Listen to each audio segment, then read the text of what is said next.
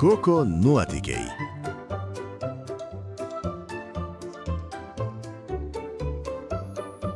Dinozauriuko Koko pirmasis draugas.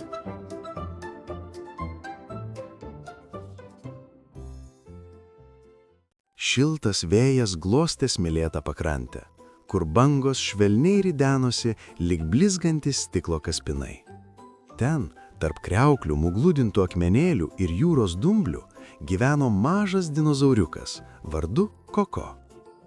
Koko buvo ryškiai žalias, su smulkiais gelsvais taškeliais ant nugaros ir smalsiomis akimis, kurios spindėjo kaip šlapi akmenukai saulėje. Jis mėgo bėgioti, palikdamas mažus pėdsakus smėlyje, ir stebėti, kaip bangos juos tyliai nuplauna. Vieną rytą potvynis paliko pakrantėje blizgančių lobių, spiralinių kriauklių, žydrų stikliukų ir rausvų koralų gabalėlių.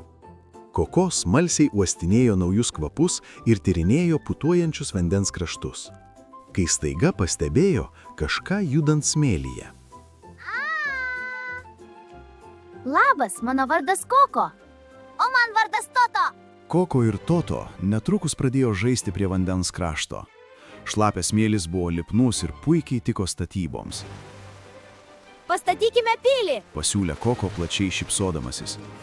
Toto pritarė ir atnešė mažų kriauklių, o Koko supylė aukštą bokštą.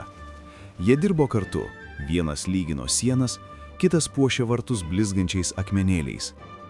Kai pilis jau turėjo 3 bokštus ir kriauklių vartus, banga tyliai prišliaužė ir nuplovė vieną sieną.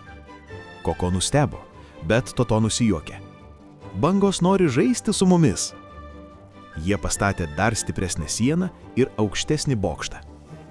Bekasant griovį aplink pilį, Koko letenėlė atsitrenkė į kažką kieto. Toto, pažiūrėk, sušuko jis. Iš smėlio kišojo senas stiklinis butelis, apaugęs dumbliais ir smulkiomis kriauklytėmis. Viduje kažkas buvo. Koko atsargiai ištraukė butelį, o Toto pastūmė kamštį savo letenėlę. Iš vidaus išslydo susuktas popieriaus lapas.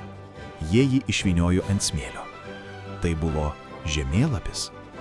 Ant jo vinguriavo mėlynos linijos, pažymėti akmenys, o viename kampe spindėjo raudonas kryželis. Kas tai? Sušnibždėjo Koko. Toto akys sužibo. Mano seneliai pasakojo apie paslėptą vietą už didžiosios uolos. Gal tai ji? Banga švelniai palietė jų pilį, lyg primindama apie jūrą ir jos paslaptis. Koko pažvelgė į horizontą, tada į naująjį draugą. Rytoj ieškosime lobio? Toto nusišypsojo. Rytoj prasidės mūsų didysis nuotykis. Vėjas sujudino žemėlapio kraštus, o tolumoje jūra sužibo paslaptingais blyksniais. Smėlyje liko pilis, 2 poros pėdų ir naujos draugystės pažadas. Nuotykis tik prasideda.